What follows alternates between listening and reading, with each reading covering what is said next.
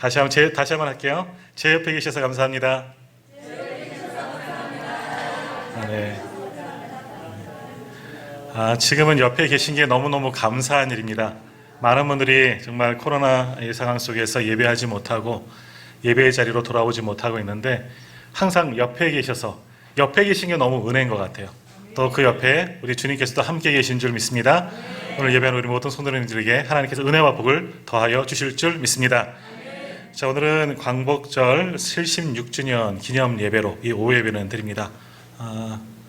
참 어찌 보면 저희 세대도 마찬가지인데요. 우리 다빈이 청년 세대도 마찬가지지만 광복절의 기쁨, 그런 감사 사실은 잘 못 느껴요. 왜냐하면 우리는 평화로운 시대, 자유로운 시대에 살고 있기 때문이죠. 근데 앞에 계신 우리 권사님들, 우리 또 기계마기 이사님 같은 경우 그 옛날에 그 어려운, 그 치욕스러운 그런 세절을 맛보신 분들은 광복절 하면 그 큰 기쁨, 감사, 그 감동으로 아마 예배하지 않을까 그런 생각을 해봅니다. 항상 그 이야기 속에서 또는 영상이나 이런 것들을 통해서 우리가 일제시대의 그런 만행과 그런 여러 가지 모진 고난들 보면서 저 때를 잊지 말자. 그래서 우리는 뿌리속부터 일본을 미워하고 일본이 하여간 잘 되는 거 다 싫고 그러지만 그러나 다시 한번 광복절 맞이하면서 그때 기억, 잊지 말아야 될 것은 잊지 말아야 되지만 용서할 것은 또 용서하고 또 무엇보다 하나님께 이렇게 자유함을 주시고 해방의 큰 기쁨을 주신 것을 또한 감사하고 또 평상시에 우리가 많이 하지 못하잖아요. 나라와 민족을 위해서도 함께 중보할 수 있는 우리 성도님들 또한 다 되시기를 바랍니다. 할렐루야, 아멘. 네, 감사합니다. 1948년 8월 15일 이때 이제 우리나라 대한민국 정부가 정식으로 이제 발걸음을 시작했다고 합니다. 이때 당시에 유행하는 세계 정치 유형이 4종류의 정치 유형이 있었습니다.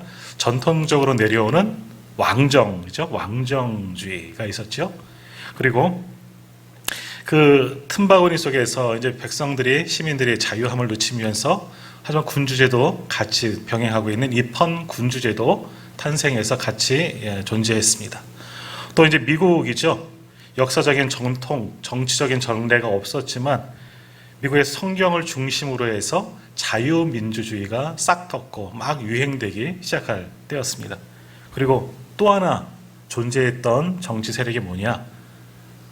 또 오해하지 마십시오. 혹시 이야기하면 또 빨갱이 아니야? 또 그럴까봐 확 말을 못하겠어요. 천재적인 사상가라 그래. 칼 마르크스. 사상은 참 좋아요. 여기서 만들어진, 시작된, 태동된 공산주의가 세계 절반의 많은 사람들이, 많은 나라들이 따라가고 추종하던 그런 공산주의 세력도 물론 존재했습니다. 이런 큰 4가지 정치 유형들이 전 세계 가운데 있었고 그때 이제 우리나라를 막 해방을 하면서 이 중에서 하나를 선택해서 그것을 따라가야 할 때입니다. 우리나라는 오래전부터 왕정제도가 오랫동안 있었지만 이제 일제강점기를 끝나고 왕조는 이제 단절이 되었죠. 새로운 정치적인 양상을 우리가 선택해야 하는데 이 한민족이 하나의 정치 체제를 선택해 하면 좋으련만 우리의 힘으로 그것을 할 수가 없었던 그때였죠. 그래서 38선이 나눠지게 되고 북쪽은 공산주의가 선택하게 되고 남쪽 우리 대한민국은 자유민주주의를 선택하고 지금까지 우리가 이 자유함을 누리면서 살게 되었다라는 겁니다. 안타깝지만 해방을 맞이하면서 우리가 하나가 되고 너무나 큰 기쁨 가운데 있었지만 우리 마음대로 나눠진 것도 아니고 강제적인 그 힘에 의해서 나눠지게 되고 서로 두 체제가, 두 나라가 한 나라에서 공존하는 그런 시대를 해방 이후부터 우리가 맞이하게 되었다라는 겁니다.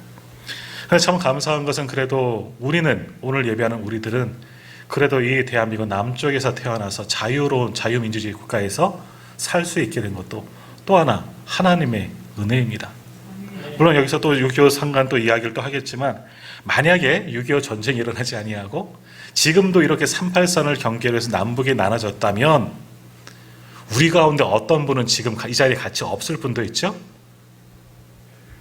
여기 이영석 장로님은 이민의 태양이시며 북쪽에서 조금 있지만 양양도 그때는 북한이었잖아요. 그런 세월들 보냈지만 또 이장로님을 이곳에 보내시려고 하나님께서 또 그런 기쁨을 또 주시려고 우리에게 자유민주주의 국가에서 태어나게 하시고 여기까지 오게 하신 것도 참 은혜입니다. 자, 그런데 이렇게 우리가 자유민주주의를 우리가 선택했다고 볼 수는 없지만 체제에 의해서 이 대한민국 정부가 수립되어지고 오늘날까지 이르게 되었는데, 사실 우리가 자유민주주의가 무엇인지 잘 모른 채 처음 시행착오로 겪으면서 지금도 이렇게 오고 있는 거 아니겠습니까? 오늘 아침에 선교사님 말씀하시기를 복음, 예수를 믿지만 내가 기독교인이라 말하지만 복음을 말하면 복음이 뭐냐면 말하지 못하는 사람처럼 우리도 자유민주주의를 시작했는데, 그럼 자유민주주의가 뭐냐? 라고 이야기하면 지금은 우리가 잘 누리고 있기 때문에 괜찮지만 그때만 해도 그게 뭐야? 잘 몰라요. 모르면서 그냥 좋은 게 좋은가 보다, 그렇게 누리며 살아왔고 많은 시행착오 끝에 오늘에 이르게 되었습니다. 그런데 아무튼 그렇게 남북이 나눠지게 되면서 어떻게 됩니까? 또 1950년 6월 25일 한국전쟁, 6.25 전쟁이 일어나게 되죠. 그래서 걷잡을 수 없어 파죽지세로 일고 내려오는 그 북한군에 의해서 우리나라는 저 낙동강 유역 아주 귀퉁이만 남겨놓고 다 밀리는 그런 상황도 맞이하게 되었습니다. 이제 완전히 공산주의로 넘어갈 수 있는 그런 세월도 보냈습니다. 자, 그때 교회가 한 일은 뭘까요? 기도하는 겁니다. 교회가 뭘 할 수 있겠습니까? 이 모든 상황들 하나님께 맡기고 하나님께 기도했을 때 하나님께서 이 땅에 또 한 번의 자유를 허락하여 주신 줄 믿습니다. 이렇게 자유를 지키기 위해서 하나님도 일하셨겠지만 하나님께서 많은 나라와 많은 사람들을 사용하셨습니다. 우리나라가 거의 이제 자유민주주의 국가였지만 다 이제 공산주의 점령당할 그 무렵 유엔의 결의에서 21개국의 6.25 전쟁에 참여하게 되었죠. 수많은 해외의 젊은이들이 대한민국, 한국이라는 나라가 어디인지도 잘 알지 못하는 동방의 아주 작은 나라에 이 자유를 지키기 위해 와서 많은 사람들이 죽고 결국 이 자유를 지킨 나라가 우리 조국 대한민국이다라는 겁니다. 우리 군인들도 수십만의 군인들이 죽었지만 해외에서 온 유엔군들도, 미군을 비롯한 많은 유엔군들도 수만 명의, 수십만까지는 안 가네, 수만 명의 사상자를 낸 아주 참담한 전쟁을 치렀죠. 왜 이 전쟁을 했습니까? 민간인도 100만 이상의 죽은 이 전쟁이 왜 일어난 겁니까? 결국 자유를 지키기 위해서 그렇게 우리도 투쟁하며 이 나라를 지켜오는 겁니다. 그만큼 자유가 소중하기 때문에 우리나라도 그 자유를 지키려고, 또 세계에서도 이 땅의 자유를 주려고 목숨을 내걸고 이 땅의 자유를 지켜나간 일들이 우리 역칠한 역사 속에 있었다라는 겁니다. 그럼 우리가 목숨을까지 걸고 지켜야 할 이 자유가 무엇이냐라는 겁니다. 오늘 광복절 76도를 맞이하면서 정말 우리 하나님께서 우리에게 주신 이 자유가 무엇이고 또 이 자유를 계속해서 지키고 누리기 위해서 우리가 어떻게 해야 하느냐, 오늘 잠깐 상고하는 시간을 갖고자 합니다. 자, 성경 말씀을 보면요, 자유, 오늘 본문의 말씀에도 말씀의 제목이 나오죠. 진리가 너희를 자유롭게 하리라. 주님도 말씀하셨지만 자유가 어디에서부터 나왔냐 하는 것을 우리가 성경을 통해서 한번 생각해 봐야 합니다. 출애굽기 3장에 보면요, 모세의 소명장이죠. 모세가 광야 가운데 있다가 호렙산에서 떨기나무 속에서 하나님을 만나는 장면이 출애굽기 3장에 나옵니다. 하나님께서 그곳에서 모세를 만나시고 모세를 사용하시죠. 내 백성을 구원해라. 다시 말하면 내 백성에게 자유함을 줘라 라고 그렇게 말씀하는 겁니다. 모세를 통해서 하나님의 백성으로 삼으실 이스라엘을 구원하고자 그렇게 하나님께서 일하시려고 모세를 부르셨습니다. 그런데 모세가 제가 가겠습니다. 단번에 그랬을까요? 아니죠. 저는 못합니다. 저는 더욱이 입이 둔한 자입니다. 무엇을 할 수 있겠습니까? 몇 번이나 거절합니다. 그럴 때 하나님께서 내 형 아론을 데리고 오라. 그가 말 잘하지 않느냐? 내가 그 입술에 말을 주리라. 그를 사용해라. 이렇게까지 강권적으로 밀어넣으시죠. 모세가 그때 한 번도 묻습니다. 그러면 제가 조상들에게, 내 종족들에게, 내 백성들에게 가서 이야기를 하겠는데 그러면 나를 보내신 분을 내가 누구라고 이야기하면 되겠습니까? 그때 하나님께서 뭐라고 말씀하십니까? 너무나 유명한 말씀이죠. 출애굽기 3장 14절. 나는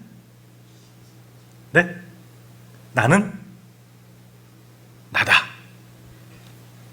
나는 스스로 있는 자다. 나는 나다예요. 나는 스스로 있는 자다. 내가 너를 보냈다. 말하라고 말씀하셨어요. 자, 이 나는 스스로 있는 자, 이 말을 잘 한번 생각해 봐야 돼요. 우리가 지금 개정판을 쓰고 이전에 개역 한글판을 썼지만 이거 번역을 할 때 스스로 있는 자라고 그렇게 번역을 했습니다. 근데 예전 한문 성역을 사용했을 때는 이 말을 어떻게 썼느냐? 영원 자존자라고 썼대요. 영원토록 자존, 스스로 있는 분. 이거를 이제 좀 우리가 해석하기 편하게 나는 스스로 있는 자라는 것으로 번역을 했습니다. 이 스스로 있는 자를 조금 더 한문으로 다시 한번 번역을 하면 뭐냐? 스스로 자자의 말미암을 유자입니다. 자유입니다. 그러니까 하나님의 자신을 가리켜서 뭐라고 말씀하신 거예요? 나는 자유자다. 너무 의역인가요? 이렇게 말씀하신 거예요. 진정한 자유는 그럼 뭐냐? 지금 말씀하는 게 이거예요. 말씀드리려고 하는 것이 바로 이거예요. 진정한 자유는 뭐냐? 하나님이 진정한 자유시다라는 겁니다. 하나님께서 자유자이시기 때문에 스스로 있으신 분이기 때문에 자유하신 분이기 때문에 하나님의 백성들에게도 자유함을 주시려고 그들을 종살이에서 해방하시고 구원하시려는 그런 계획을 삼으신 거죠. 하나님은 자유자시기 때문에 죄의 노예로 살고 있는 우리를 그 죄로부터 자유하게 하시기 위해서 어떻게 하셨어요? 예수 그리스도 십자가 사건을 우리에게 주셨다는 겁니다. 그러니까 진정한 자유 어디에서부터 시작되어지느냐? 하나님에서부터 시작되는 겁니다. 하나님은 스스로 계신 분, 스스로 있는 자, 나는 나다 말씀하시지만 그 이름 자체가 자유자라는 그런 개념도 있다는 겁니다. 하나님이 자유자이시기 때문에 하나님의 백성들인 우리는 자유를 누리면서 살아가야 한다. 우리에게 그것이 진정한 자유이다. 하나님 안에서 자유를 회복해 나가야 한다. 오늘 우리가 이 땅도 자유민주주의 국가이고 또 자유함을 누리며 살아가야 하지만 진정한 자유는 하나님 안에 있는 자유가 진정한 자유이다라는 겁니다. 하나님께서 모세에게 나는 스스로 있는 자다 말씀하시면서 그 다음 말씀이 뭐냐? 이는 나의 영원한 이름이요 대대로 기억할 나의 칭호다. 하나님의 자유자이심을 너희는 영원토록 기억하고 그 자유를 하나님 안에서 누려야 한다. 그것을 오늘 우리들에게도 말씀하는 겁니다. 하나님의 백성이라고 삼으신 이스라엘 백성들만이 아니라 오늘 하나님을 믿는 우리 모두가, 아니 이 세상의 모든 사람들은 하나님의 자유 주시려고 만드셨고 여기까지 인도하셨다. 그 자유를 우리가 찾고 누리며 회복해 나가야 한다라는 겁니다. 자, 이러한 자유에는요 세 가지 뜻이 있죠. 이 성경적인 자유에 세상에서 주장하는 그런 자유가 아니라 이 성경적인 자유에는 세 가지 뜻이 있는데 첫 번째 자유는 뭐냐? 죄악의 속박에서 풀어주시는 자유, 죄에서부터 해방되어지는 자유, 이것이 성경이 말하는 자유입니다. 두 번째 자유는 뭐냐? 사랑하는 자유, 사랑하는 것도 함부로 하는 자유롭게 할 수 있는 것. 그리고 세 번째 자유는 뭐냐? 무엇이든지 하라는 자유이다. 이것이 하나님께서 주신 자유이다라는 겁니다. 창세기 1장 28절에서 이것을 말씀하는데 뭐라고 말씀하시느냐? 하나님이 그들에게 복을 주시며 하나님이 그들에게 이르시되 생육하고 번성하여 땅에 충만하라. 땅을 정복하라.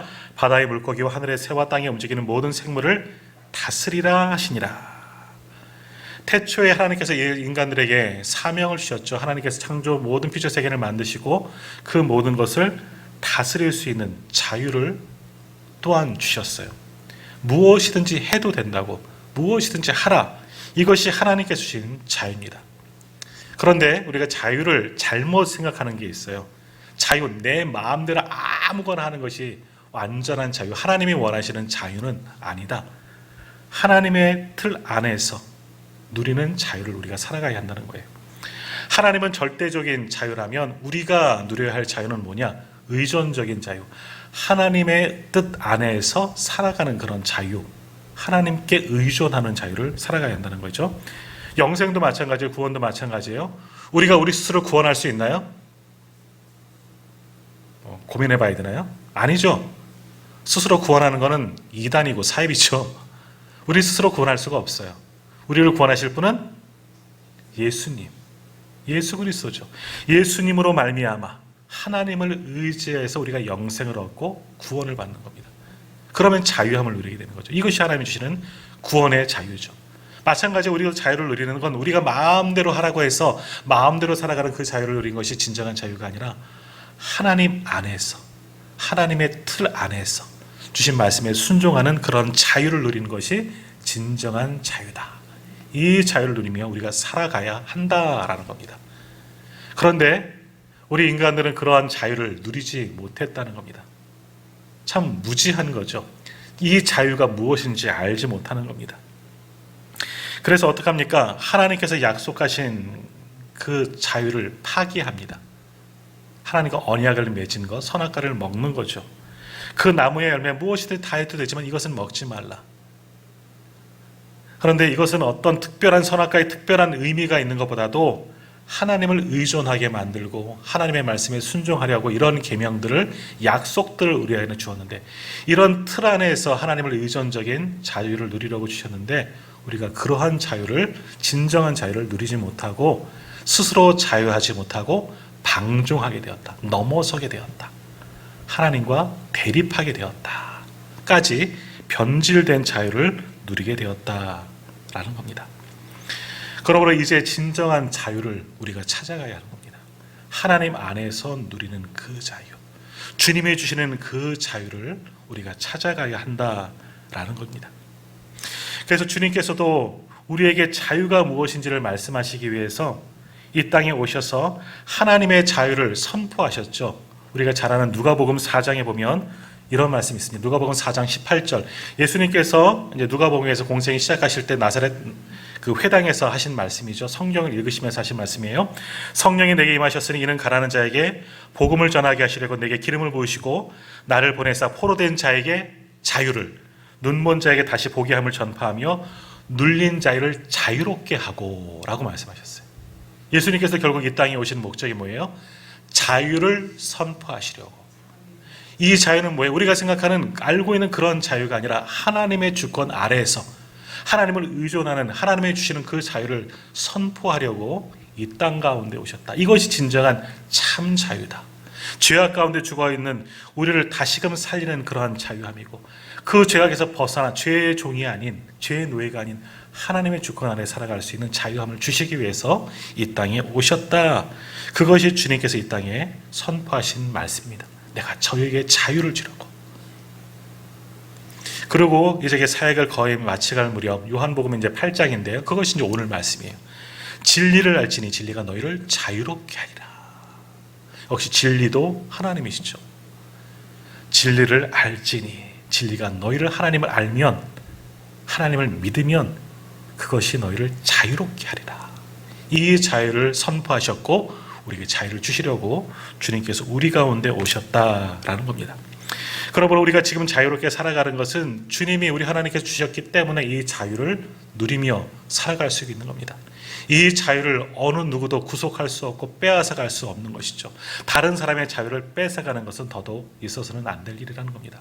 그건 나라 간의 문제도 마찬가지입니다. 우리는 일제시대 때 얼마나 자유하지 못한 삶을 살았습니까? 우리나라 말도, 우리나라의 법도, 문화도 따르지 못하고 다 빼앗기고 억눌린 그런 자유가 박탈되어진 그런 삶 속에서 살아왔지만 하나님께서 그 모든 것을 다시금 회복시켜 주셨다는 겁니다. 하나님께서 우리에게 진정한 자유를 주셨다라는 겁니다. 그러므로 이제 다시 자유를 찾은 우리가 해야 할 일은 뭐겠습니까? 이 자유가 무엇인지를 바르게 알고 하나님이 주신 자유 가운데 그 자유를 누리며 하나님 보시기에 합당한 자로 살아가야 한다라는 겁니다.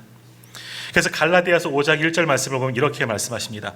그리스도께서 우리를 자유롭게 하려고 자유를 주셨으니 그러므로 굳건하게 서서 다시는 종의 멍에를 매지 말라. 너희에게 그리스도의 보혈로 자유를 주셨는데 다시금 예전으로 돌아가 종의 멍에를 매지 말라. 자유하지 못한, 방종하며 죄악 가운데 죄의 종으로, 그런 곳으로 다시금 돌아가지 말라라는 겁니다. 그리스도의 피값으로 우리에게 자유함을 주셨는데 왜 다시금 죄의 노예로, 그렇게 타락한 모습으로 하나님과 대적하며 대립하며 그때로 왜 다시 돌아가려고 하느냐? 그러지 말고 다시 한번 진정한 주님이 주시는 자유를 회복하고 자유를 누리며 살아가라. 그것이 하나님께서 원하시는 자유롭게 살아가는 우리가 지켜야 할 것이다 있다라는 겁니다. 자, 그런데 우리나라도요, 예전에는요, 최근까지요, 자유라는 단어를 제대로 사용하지 못했다고 합니다. 우리나라에도 이 자유라는 말이 이제 없었다는 거예요. 그래서 1939년 성경 전서가 쓰여지기 전에는 진리를 알지니 진리가 너희를 자유롭게 하리라가 아니라 뭐라고 번역했냐면 진리가 너희를 놓아주리라 라고 그렇게 번역했다는 겁니다. 왜냐하면 그 전에는 자유라는 단어가 무엇인지를 잘 알지 못했다는 거예요.